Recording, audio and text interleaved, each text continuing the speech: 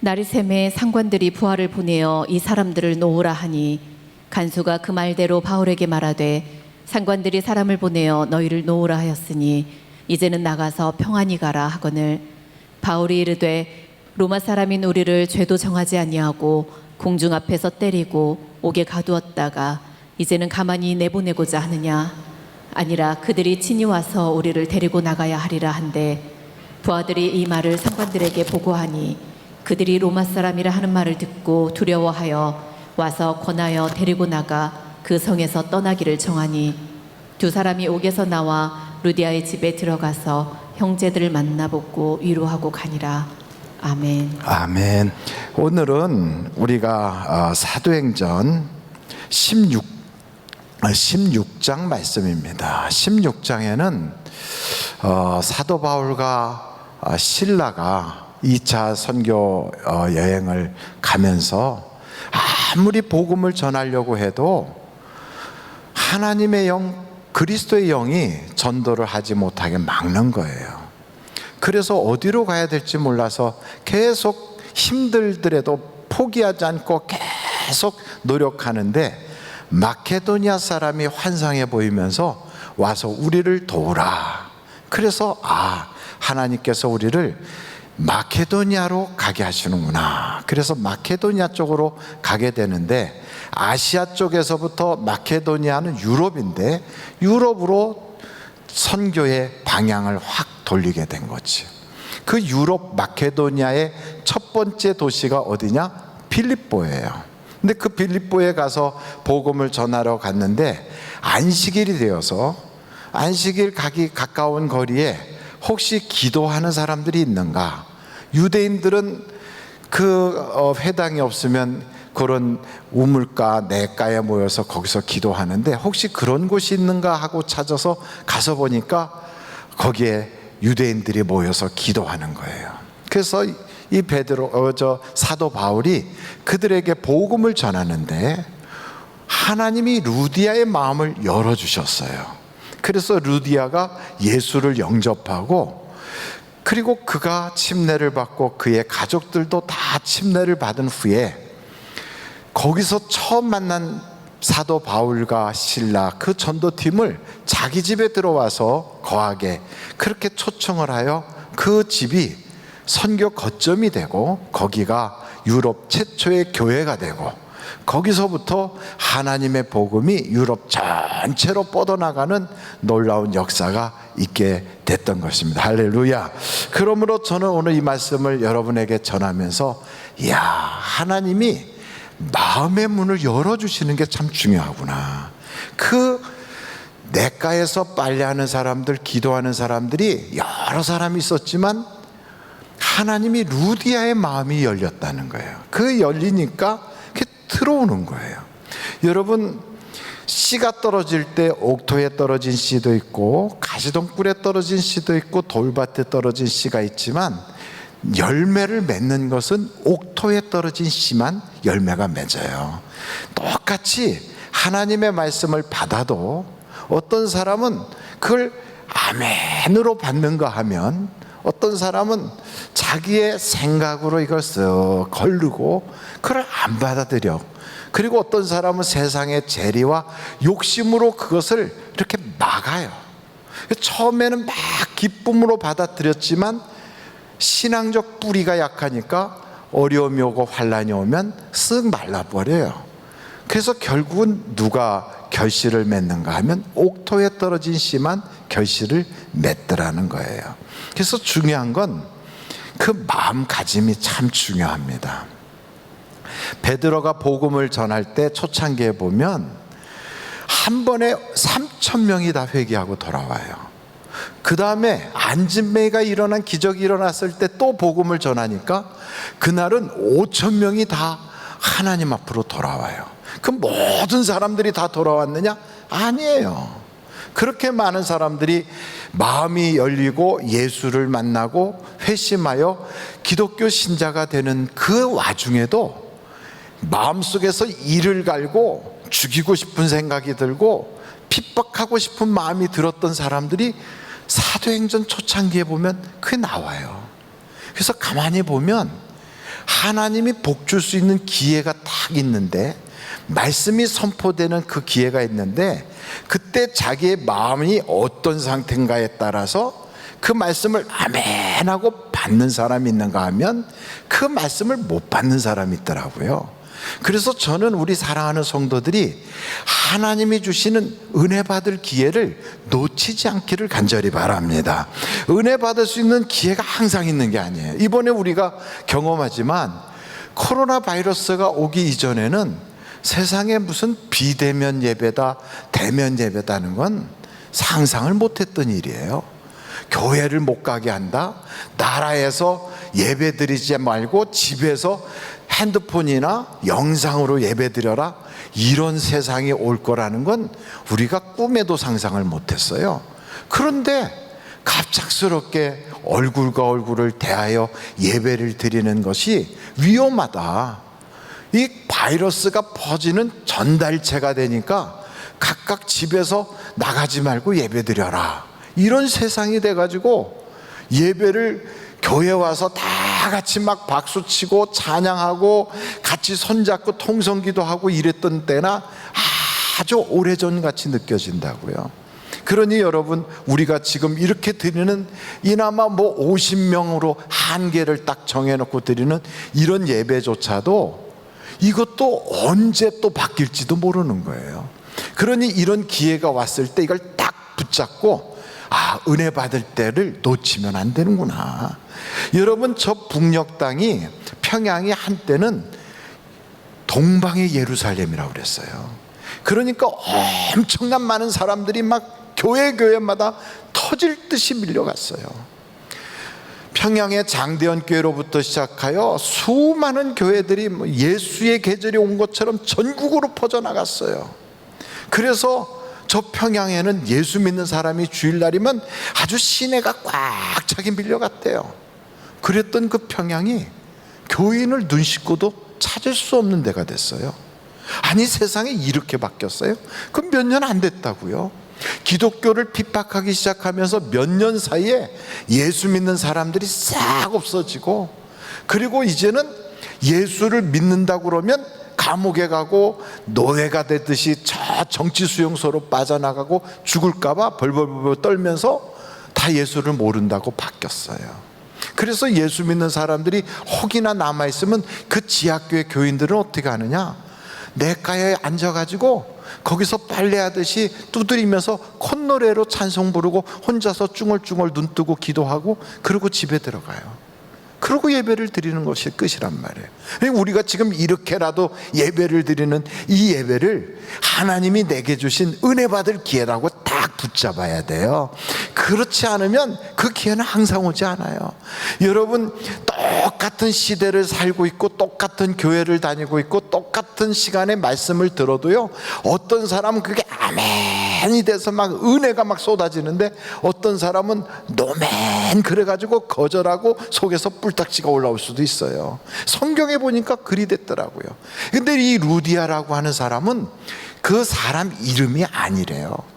리디아 지역에서 온 여자라는 뜻이래요. 그래서 쉽게 우리나라 말로 말하면 무슨 안성댁, 무슨 저 전주댁, 무슨 천안댁 이렇게 하듯이 어느 지역에서 온 그 여자. 그래서 이 루디아는 루디아에서 온 루디아 댁이다 이 말이죠. 이 사람은 사업가예요. 그러니까 조개 껍데기나 이런 걸 가지고 그 자줏빛을 만드는 옷감을 이렇게 염색해 가지고 그걸 파는 그런 사업가라고요. 근데 이 여자가 예수를 딱 믿고 그날로 바로 결단하여 자기 집을 교회로 완전히 바꿔놓고 온 가족이 구원받도록 예수를 전하고 침례를 받고, 거기서부터 선교를 막 후원하기 시작하는데, 성경을 보니까 이 빌립보 교회가 최초로 선교 후원을 한 교회예요. 그래서 어떻게 하나님이 칭찬했냐면, 성경 빌립보서를 한번 찾아보세요. 빌립보서 여러분 4장 15절인데, 빌립보서 4장 15절에 보니까, 빌립보 사람들아 너희도 알거니와 복음의 시초에 내가 마게도니아를 떠날 때 주고받는 내 일에 참여한 교회가 너희 외에 아무도 없었느니라. 그러니까 빌립보 사람들이 선교를 하는데 후원을 한 거지요. 계속 보겠어요. 16절. 데살로니가에 있을 때에도 너희가 한 번뿐 아니라 두 번이나 나의 쓸 것을 보내었도다. 17절. 내가 선물을 구함이 아니요 오직 너희에게 뭐하도록? 유익하도록 풍성한 열매를 구함이라. 그러니까 이 모든 것이 하나님이 보실 때는 그 후원하는 사람들에게 유익이 되는 거예요. 그러면서 이것이 하나님이 인정하는 풍성한 열매라는 거예요. 그러면서 여러분 그 18절 한번 보실까요? 다시 한번 우리 18절 다 같이 읽어보겠습니다. 시작. 내게는 모든 것이 있고 또 풍부한지라 에바브로디도 편에 너희가 준 것을 받음으로 내가 풍족하니 이는 받으실 만한 향기로운 제물이요 하나님을 기쁘시게 한 것이라. 그래 하나님을 기쁘시게 한 거래요. 여러분 이 루디아가 마음이 열리고 나니까 예수만 믿은 것이 아니라 하나님을 기쁘시게 하고 하나님께 열매를 맺게 해요. 그리고 빌립보서 4장 1절에 보니까 이 루디아는 멸류관이 됐다는 거예요.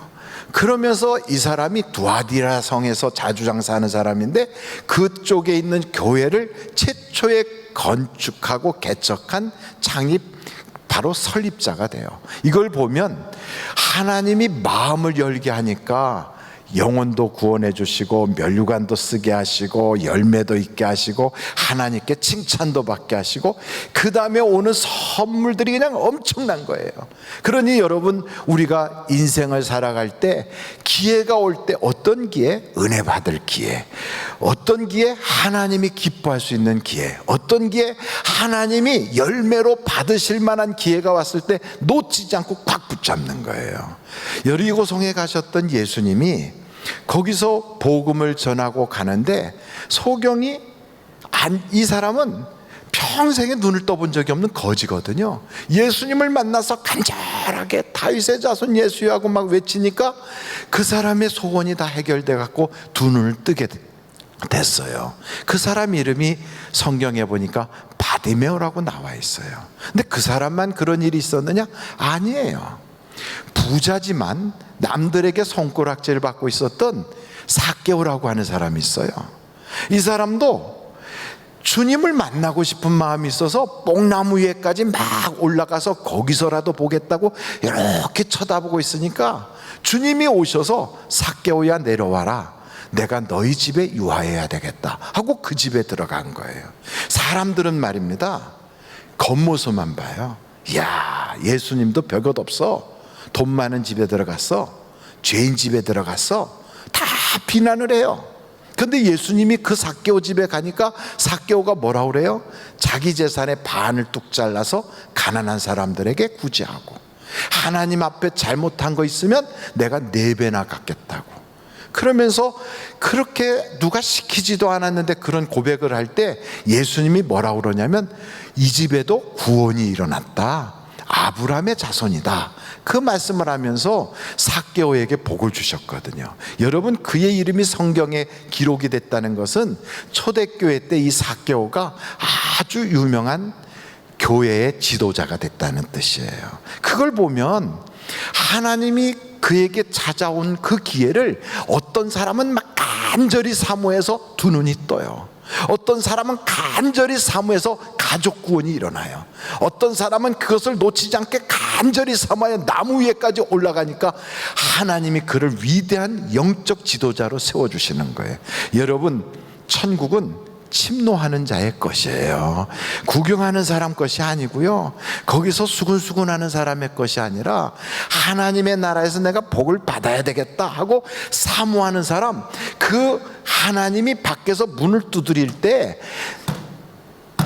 문 밖에 서서 문을 두드리는 그 주님 앞에 내가 문을 확 열어 제치면 그때부터 그 인생은 잔치집 인생이 되는 거예요.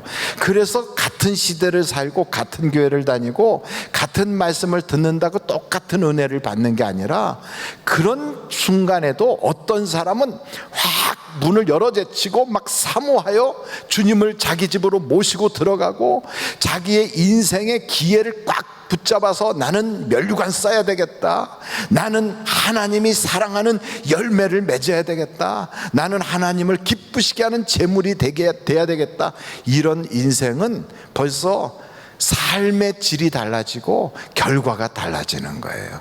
그래서 저는 사랑하는 성도 여러분, 이 시대가 심히 악한 때가 되었기에 우리는 절대로 기회를 놓치지 말아야 될 줄로 믿습니다. 두 번째, 여기에서 복음을 전하는 사도 바울과 실라 앞에 복병이 나타났어요. 그게 뭐냐면 점치는 귀신 들린 여자가 계속 쫓아다니면서 전도를 회방을 해요. 여러분, 자꾸 복음을 전하는데 옆에 와가지고 깔깔깔깔 웃으면서 이는 하나님의 높은 사람이다 막 이러면서 이상한 소리 하고 그러면 그 모든 복음 전하는 분위기를 확 깨트리고 사람들이 마음을 열고 귀를 열어서 말씀을 듣는 게 아니라 옆에서 딴소리하는 그 여자를 보면서 그쪽으로 시선이 집중이 되거든요. 그러니까 마귀는요, 이렇게 회방을 해요. 어떻게든지 우리가 은혜를 못 받게, 어떻게든지 하나님의 말씀을 붙잡고 우리의 인생이 복을 받아야 되는데 그러지 못하도록 마귀는 어떻게든지 이렇게 회방을 한다고요. 그러니까 사도 바울이 예수의 이름으로 명하노니 점치는 귀신아 그 여자에게서 떠나가라. 그래갖고 귀신이 떠나버렸어요. 그런데 이 여자는 혼자서 점을 쳐가지고 돈을 벌면 이 돈을 갈취해가는 주인이 많아. 여러분, 한 사람의 갈취를 받는 게 아니라 이 여자는 여러 사람이 그 여자의 돈을 뺏어가거든요. 그런데 이 여자가 점이 안 맞아. 점치는 귀신이 떠났어요. 그러니까 귀신 들려가지고 눌리고 막 그랬던 그 불쌍한 여자한테서 돈 몇 푼 뜯어가느라고 그걸 그렇게 갈취를 하던 그 사람들이 돈 벌 수 없게 되니까 이제는 사람들을 막 선동을 해가지고 그래가지고 사도 바울하고 실라를 그냥 죽일 놈으로 만들어서 관원에 끌고 가갖고 막 매질을 하게 하잖아요. 그러니까 세상에는 두 종류의 사람이 있어요.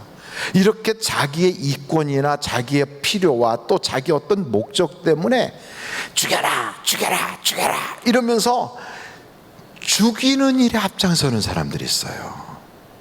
그것은 쉽게 말하면 사망의 종이 되는 거예요. 사망의 종. 우리나라에도 연예인들이 보면 악플에 시달리다가 그 소리 듣다가 자살해버리는 사람들 있잖아요. 그리고 어떤 사람은요, 또 이런 사람이 있어요. 자기 자식인데도 야, 너는 아무짝에도 쓸모없는 놈이야. 부모로부터 그 소리를 들어가지고 애가 완전히 기가 질려서 나는 쓸모없는 놈이다, 쓸모없는 놈이다. 그래가지고 죽어버리는 사람도 있어요.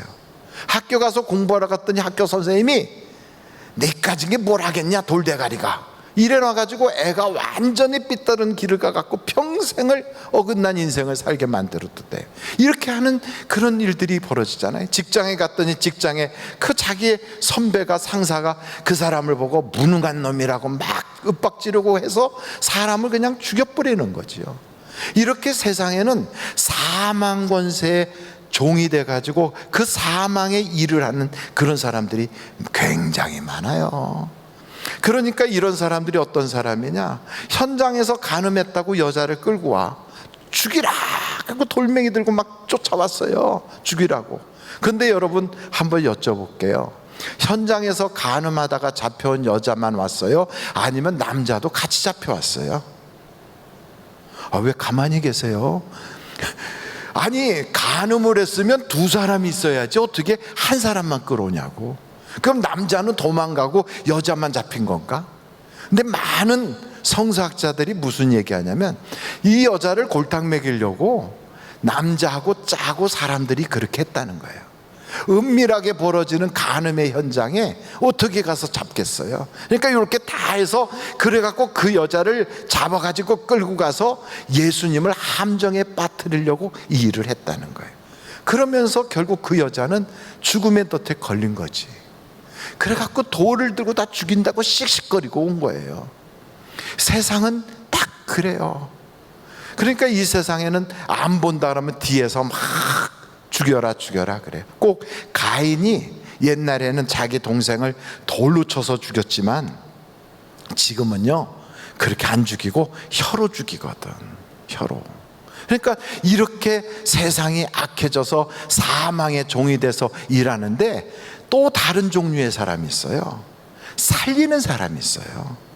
바울과 실라는 거기서 엄청 매를 맞고 감옥에 들어갔는데 그 감옥에서 다른 사람들 같으면 그 깊은 감옥에 발이 쇠고랑으로 채워져 가지고 착고에 찼는데 거기서 무슨 찬송이 나오고 거기서 무슨 그저 기도가 나오겠어요. 그런데 거기서 찬송을 부르고 기도하다가 옥문이 팍 열리고 쇠고랑이가 다 풀어졌어요. 그래 간수가 그걸 보고 죄수들이 다 도망간 줄 알고 내일 내가 취조당하고 신문당하고 그러고선 죽임당하는 것보단 차라리 내가 깨끗이 죽는 게 낫겠다 하고 칼을 빼서 자결하려고 하는 바로 그 순간에 이 바울과 실라가 뭐라 그럽니까? 여보시오, 우리 다 여기 있어. 죽지 마, 죽지 마, 죽지 마라는 거예요.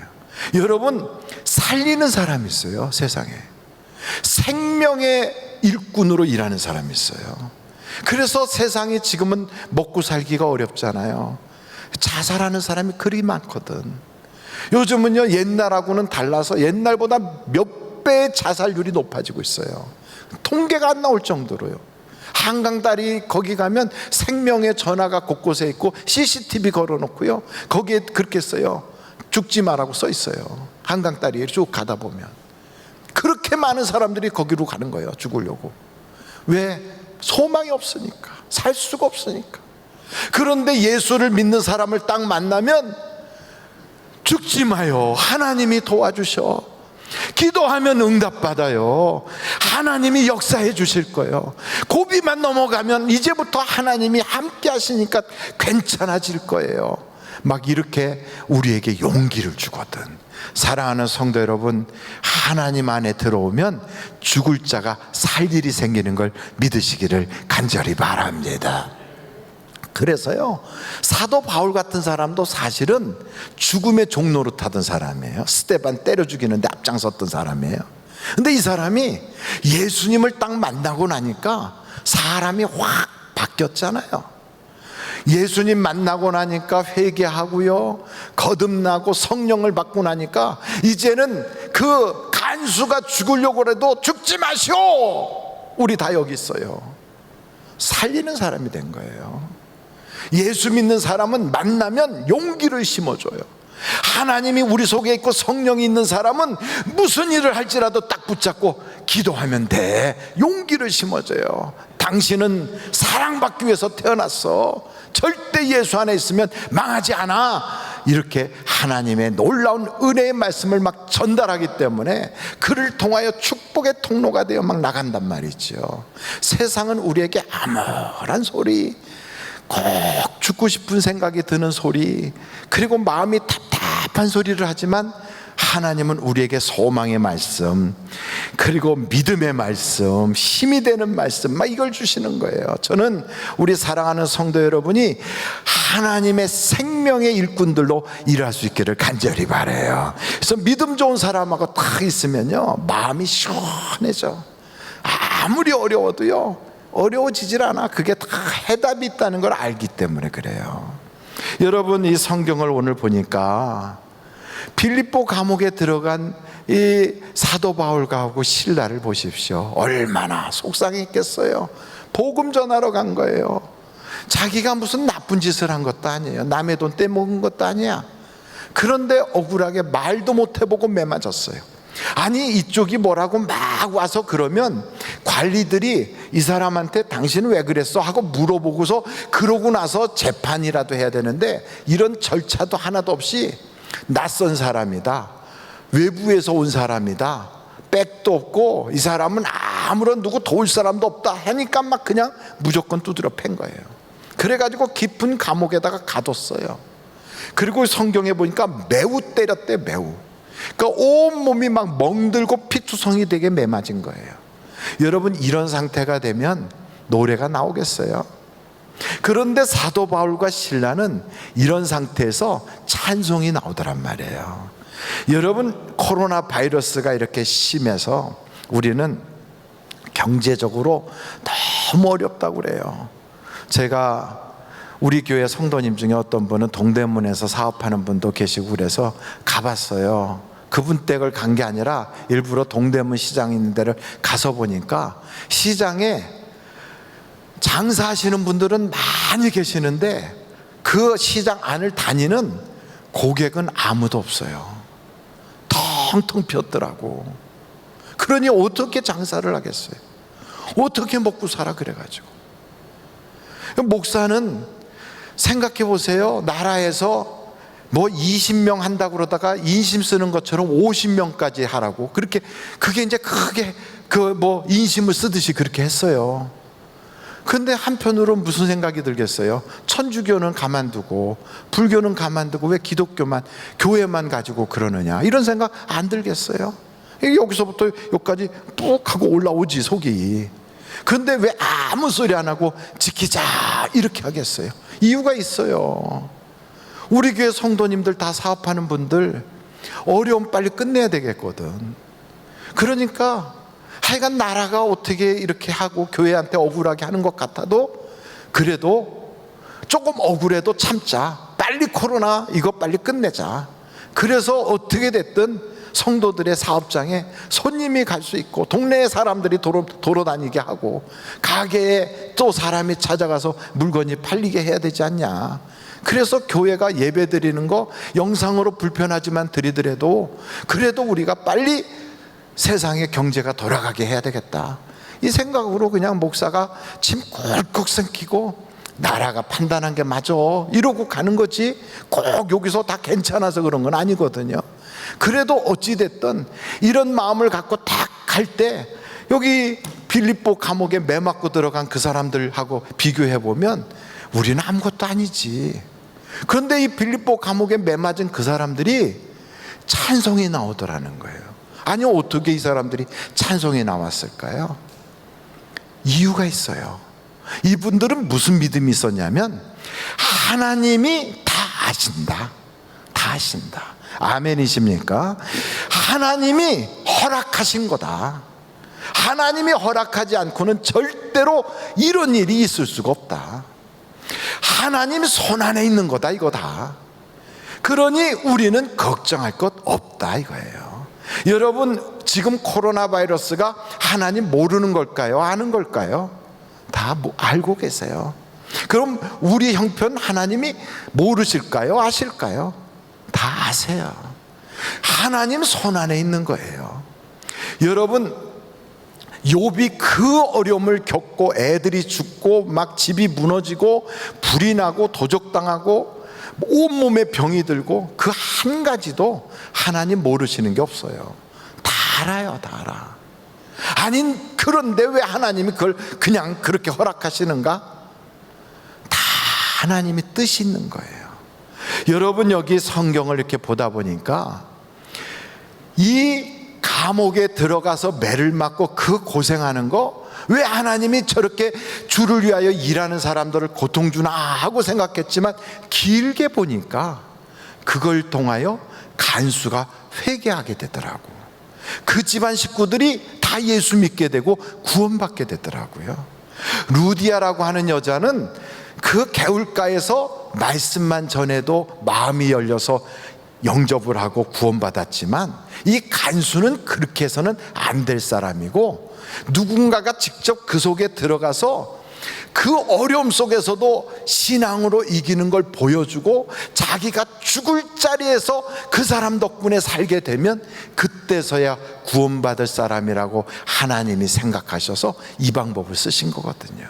그러니까 길게 보면 이야, 하나님이 그래서 그러셨구나, 이걸 알 수 있는 거예요. 그래서 여러분, 어떤 어려움이 찾아와도 길게 보면 돼요.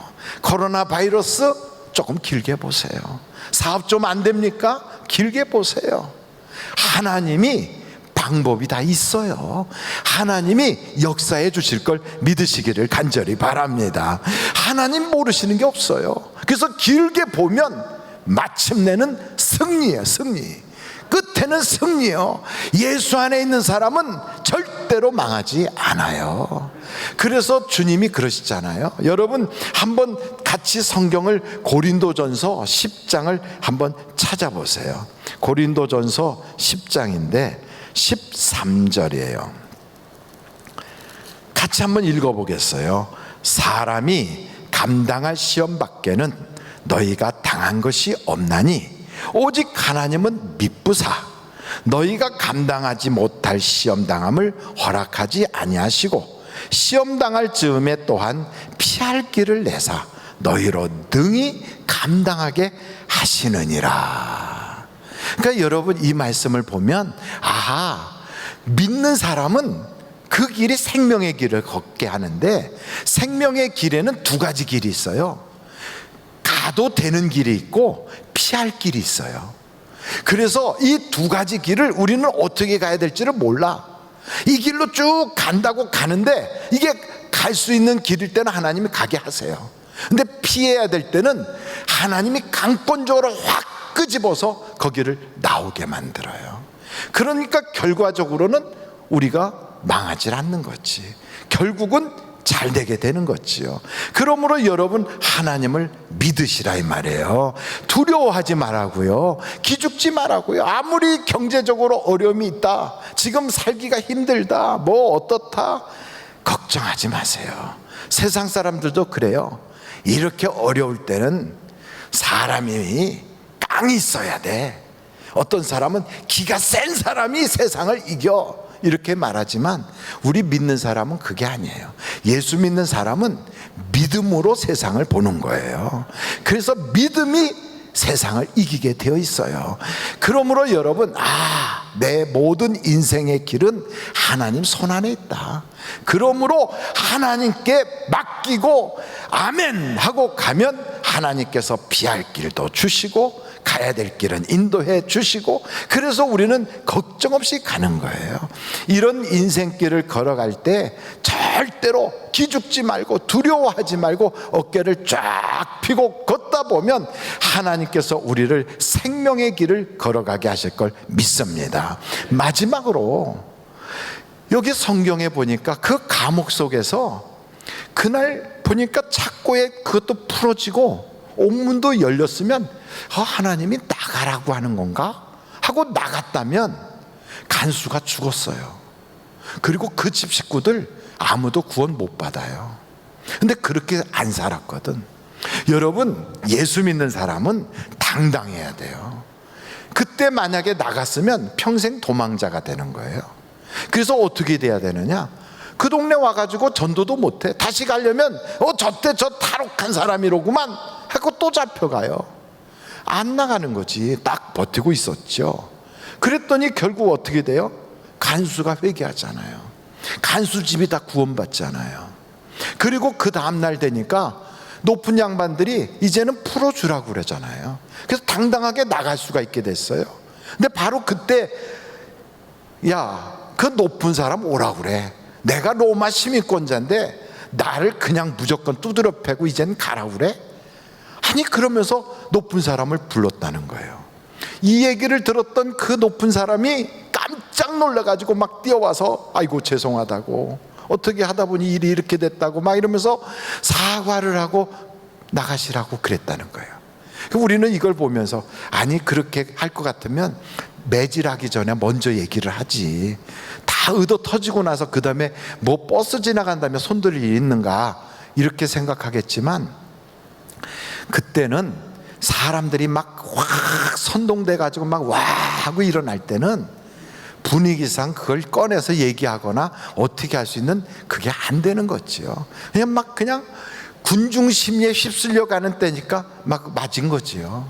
그런데도 죽지 않게 살려주셨어요, 하나님이.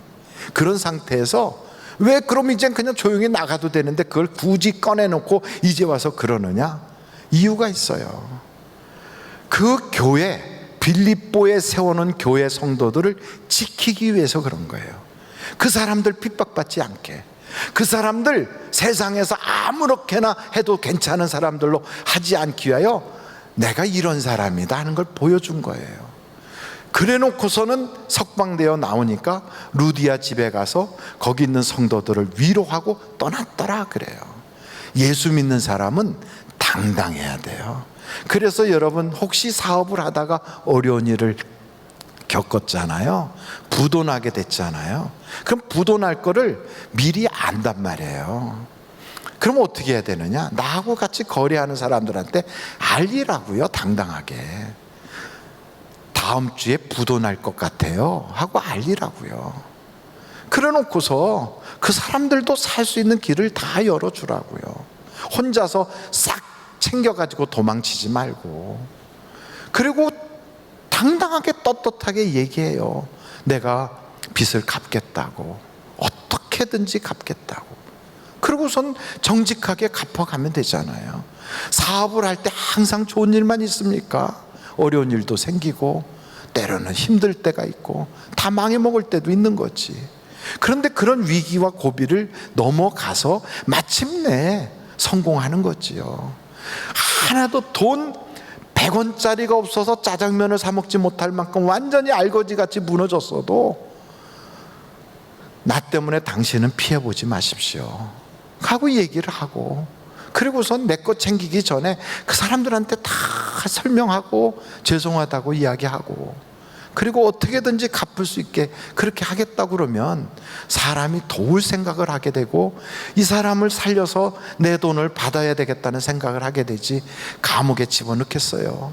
그러니까 어떻게 됐든 사람은 자기가 솔직하게 그렇게 당당해야 돼. 돈 꼬먹고 도망가려고 하지 말고, 남의 돈 그렇게 해놓고 혼자만 살고 나가서 그러지 말고, 어떻게든지 예수 믿는 사람은 당당해야 돼. 정직해야 돼. 그래서 무슨 일을 하든지 하나님이 그 사람 편에 서 줄 수 있도록 움직여야 결과가 하나님이 보장을 해주지 않겠어요? 여기 보니까 사도 바울과 실라가 당당하잖아요. 나갈 때 내가 그냥 못 가겠다, 와라 그래라. 그리고 그들이 안내할 때 떳떳하게 감옥문을 나선다고요. 그렇게 개구멍으로 빠져나가듯이 그렇게 안 사는 거지요. 예수 믿는 사람은 그래야 돼요. 비굴하게 살살살 요령 피우고 살랑살랑 요리 보고 저리 보고 이러고 나가질 않아요. 하나님이 함께하는 사람은 하나님처럼 살라고 우리에게 하나님 형상을 주셨잖아요. 그렇다면 어깨를 쫙 펴십시오.